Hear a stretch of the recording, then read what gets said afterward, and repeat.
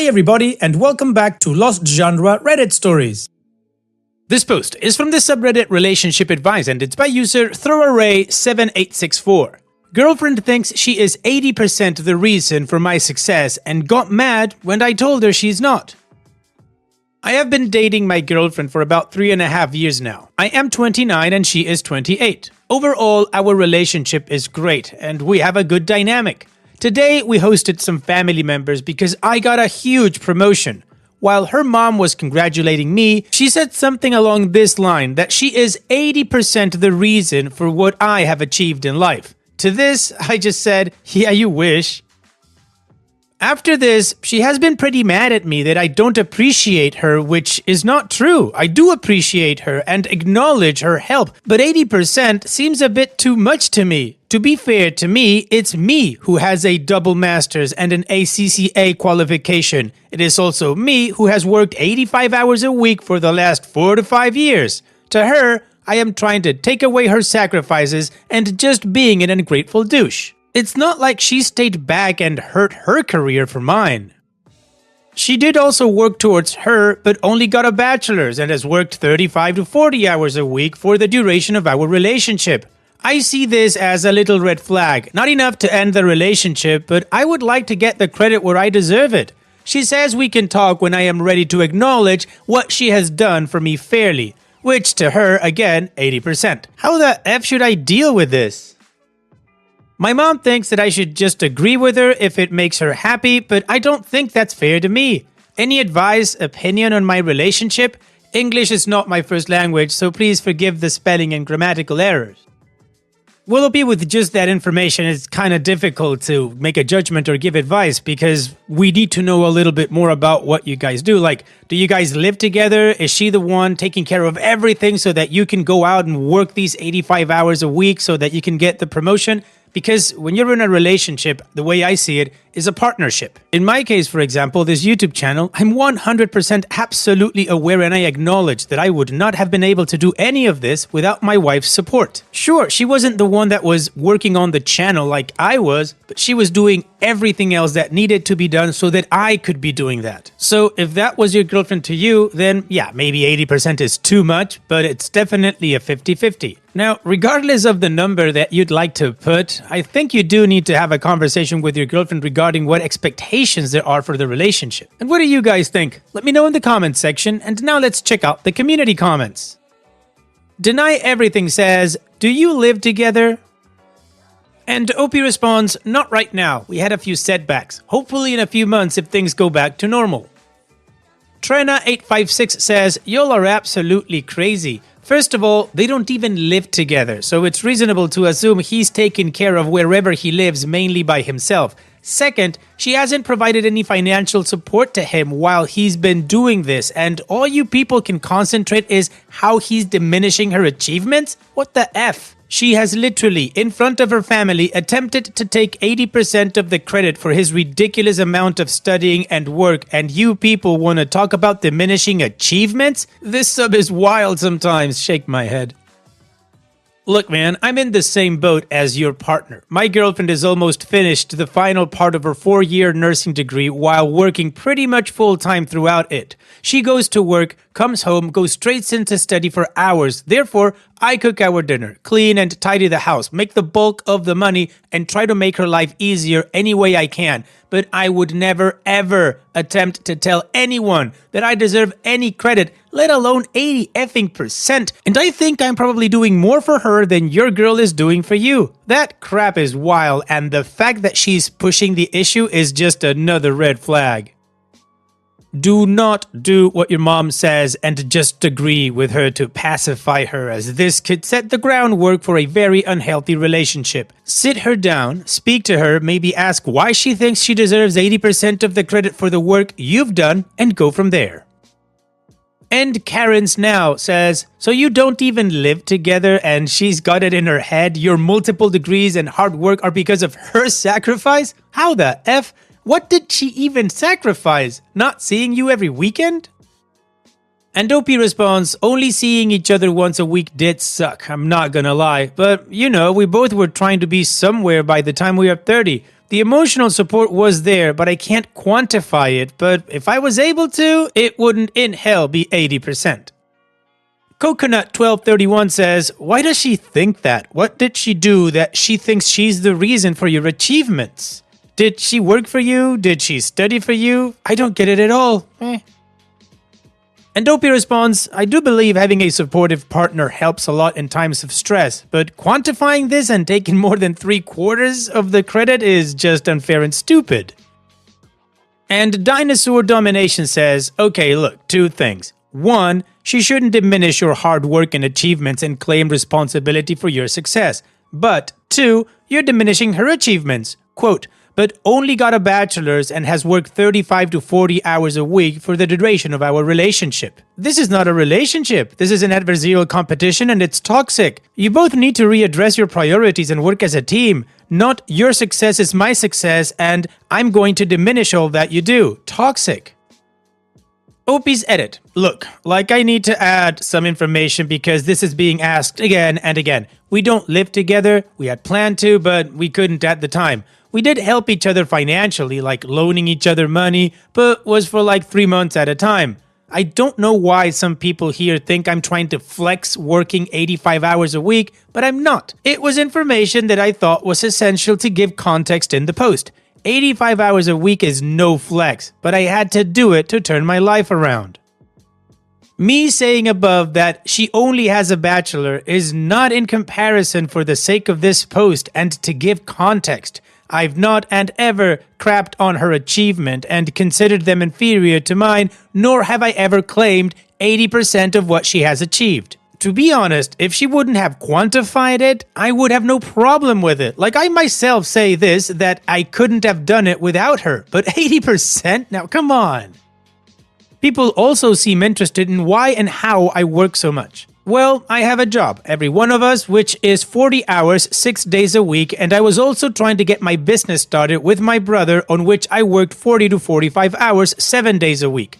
If you average this out, is equal to 12.5 hours, 7 days a week. All that being said, I couldn't leave one or the other. I needed my job to pay bills and have money while I also wanted to get the business established so I could chill a little. Right now, I think I just have to keep this up for a couple more years to get everything where I want it.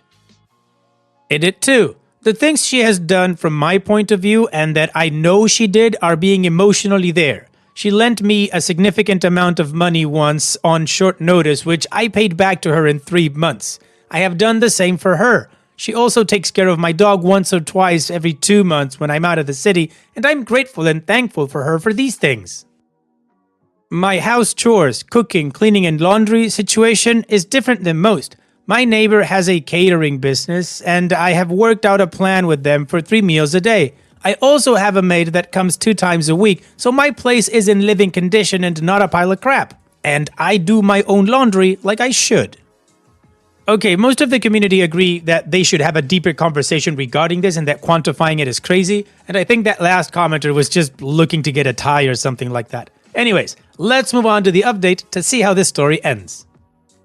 Girlfriend and I talked about what happened and how we both could have refrained from saying what we said. After talking it out, the best option seemed to be just to take a break and be friends. Most people in my last post wanted me to sit her down and make her write her contributions, which honestly, no offense, sounded like a terrible idea. It was too confrontational and I knew she couldn't have written anything meaningful anyway. Like, what was she supposed to write? That she got me Egg McMuffin the other day? I simply asked her what was going on and why she got upset when I was dismissive, rightfully in my opinion, of her outrageous claims. She admitted 80% came out wrong, but she only doubled down on it because I handled the situation horribly. I do appreciate her being there, but her literal contribution to my life is close to none. Other than the money she lent me once, which I paid her back, I can't think of anything else. As for the emotional support, I 100% agree that was there and made things a little easier now and then. I still have a few more years to go before I have my business all sorted out so I can leave my job. But until then, I'm sticking to my schedule. This break also makes sense with the promotion I just got. I got transferred to the home office and will definitely increase the distance between us. Managing the business will be a little difficult, but my brother has agreed to manage all local activities fully, so that eases my burden a lot. My brother owns part of the business. This is not the way I imagined things to turn out, but here we are. She did bring up to remain exclusive even though we are on a break, which made little sense to me. As of now, there are no boundaries, we are just friends, we have worked out most of the stuff and will iron out the remaining problems as friends, and probably will date again if either one of us don't find anyone else. Also, I wanted to say to all the people that jumped on her, she isn't a bad person. Not everything we say comes out right. It was just not her day. Opie's edit. Like one commenter said, just be exclusive. Then, during the break, if either of you wants to date or sleep around, then that person can make the break into a breakup. I'll talk to her about this. This honestly didn't come up in our conversation and seemed like a good approach.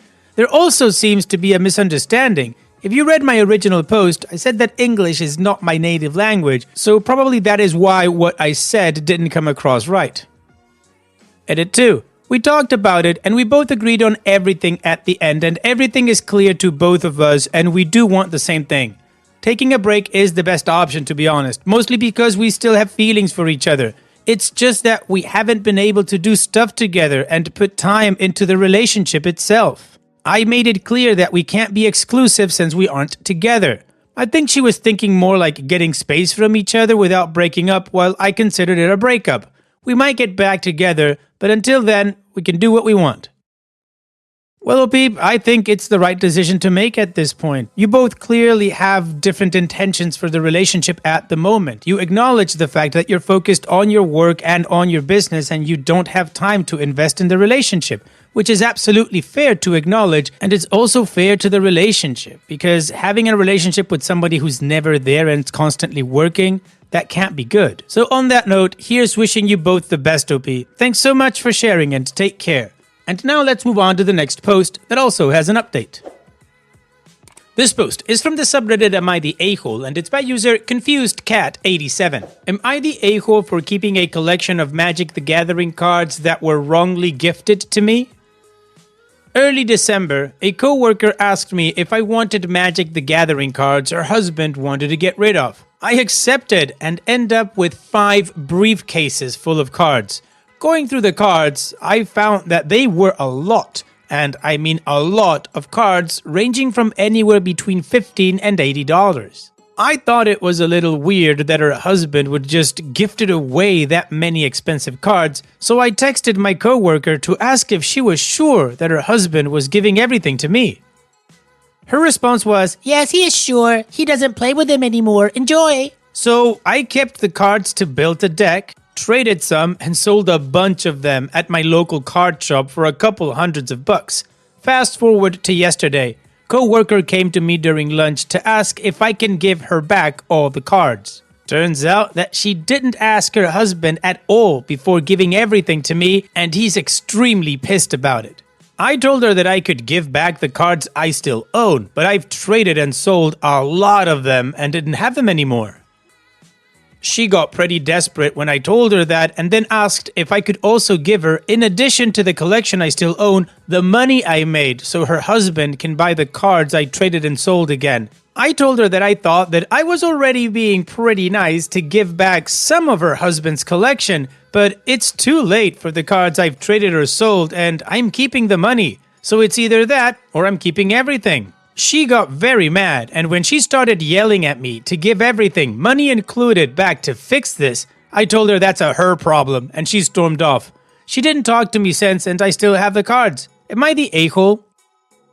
Well, OP, no, in my opinion, you're being very fair. You asked her if she was sure that her husband didn't want the cards. She took that responsibility. She told you yes, and you did what you, as a card owner, do. You trade, you sell, and you build your deck. You offered to give her back what you had left, but everything else is gone. And if she effed up, she needs to own that. So no, OP, in my opinion, you're not the a-hole. What do you guys think? Let me know in the comments section, and now let's check out the community comments. Peach Tea Honey says, "You're not the a-hole, but damn, I feel for the husband here. Just try to imagine yourself in his place. Someone close to you gave away your belongings and can't get them back. Like, you're under no obligation to return the cards or money, but it really sucks for him, so keep that in mind." Potter Squash says, "Not the a-hole. This sucks though. Depending what lies she's telling, he might end up filing a police report. If you have text and emails about this, save them. Don't chat about it on phone or in person any longer. Make her put what she has to say in writing. Don't worry, you're good, but until her lies are revealed, this could get annoying." And Dopey responds, "I have text about this. We talked on Messenger when I tried to confirm she was sure her husband was giving everything to me." Jazzy Knows Best 13 says, "Not the a-hole. This is her problem to fix with her husband. I think you did the right thing by offering to return the cards you still have from his collection, but you should have left it with saying you traded or gave away others. Mentioning that you sold them was a mistake because of course she would ask for the cash." Dame Niaffer says, "Oh my, this sounds like Angry Spouse gave away the heirloom collection on purpose. This is the kind of thing that drives a kid to break all ties with mom at 18. It's the kind of thing that ends marriages. Do yourself a favor and go talk to a lawyer because things get weird when someone receives stolen property. Which this might technically be, you don't know. Just make sure you're not vulnerable and find out what you have to do to get clear of that if you are. Depending on circumstances, you could become an a-hole, but you may make a case for not starting out as one. The wife is the source of the problem and we don't know her motives." And Thanos the Inevitable One says, "If you keep the collection you have, you're the a-hole. Give what you have back. As far as the cards that you no longer have, not the a-hole. Once you saw the huge ticket cards, you probably should have known something was up. I wouldn't gift those if my collection was large unless it was family. I'd sell them. Anyone who plays knows that. Obviously, you don't always sell them, but who in their right mind would let their significant other give them to a stranger? That makes zero sense. Like, none of his friends he used to play with could use them?" Opie's edit, just to clarify some things. I did tell my coworker that there were valuable cards in her husband's collection when I texted her to reconfirm. The collection I was gifted wasn't just valuable cards. The majority of cards were pretty cheap, like under $1. It's just that with the amount of cards given, the number of valuable cards grow pretty quickly. Also, I read a lot of comments about keeping stolen goods for myself. I'm willing to give back the rest of the cards I have to her husband, but my coworker is the only way I have to give it back to him. Well, the majority of the community agrees OP is not the a-hole. There were some "you're the a-hole" comments if he kept the whole lot. So now, let's move on to the update to see how this story ends. This blew up way more than I thought, so here's a quick late night update. I have managed to speak with my coworker's husband via Messenger and showed him the screenshot of my discussion I had with her, telling her about the value of some cards and if she was sure she was okay with giving me everything, as a lot of comments recommended me to do. We're gonna meet tomorrow so I can give him back what I have left of his collection. About the cards I've sold or trade, he told me not to worry about it and keep everything because what's done is done. He did ask, though, how much money I made by selling some of his cards because he fully intended to make my coworker pay him back the same amount of money I made, which is about $500. Overall, the dude was pretty chill with me and very thankful to get most of his collection back. Side note, I wouldn't be surprised if my coworker announced next week that her husband has filed for divorce because he made it very clear during our conversation that he was completely done with her. Well, OP, I think you're being very fair. You're giving him back what you can, and he's gonna have to deal with his wife. Whatever happens in that marriage is none of your business, so it's on her. On that note, thanks so much for sharing, OP, and take care. And now let's finish this video with a mood booster post. This post is from the subreddit Petty Revenge, and it's by user WakeMeUp3000. Thought we always CC'd the boss on mistakes. I worked on a team with Rosie years ago. Rosie was the kind of person who wasn't all that smart but had done the job for a long time. She was happy to dodge any position that would give her responsibility and elated to be able to catch anyone making a mistake no matter how small. Every single mistake that came to Rosie's attention generated an email to the person who made the mistake with a CC to the supervisor. Things like typos, spreadsheets that didn't contain all the fields she thought should be given, even when there was no data for those fields. It was annoying, but the supervisor put up with it. I moved on to another team and was shocked to see Rosie's name come up years later. The team she worked on was low on work, so she was put to do data entry for my current team when she finishes her tasks. The work on the current team is a lot of manual inputs of names, dates, dollar amounts, etc. Usually when I see an error, I figure that everyone is human and just fix it and move on with my day. Well, unless it's Rosie's error. Then I email Rosie with a screenshot of the mistake and a detailed reason it was wrong. I let her know that I'll fix it and just wanted to bring it up to her attention. I always make sure to CC her supervisor on it. Is Rosie happy? Probably not, but hey, she's the one that let me know years ago that we always CC the boss on mistakes. Well, OP, this is petty, and it also teaches Rosie a lesson. What goes around comes around. Thanks so much for sharing, OP. And that's it for today's video. Thank you so much for taking the time to watch it. Now, if you've gotten to this point in the video, I assume that you like these stories that I'm reading out, so here are a couple more that you might enjoy. And if you don't have any time to watch another story right now, save it for later, and also, don't forget to hit that subscribe button.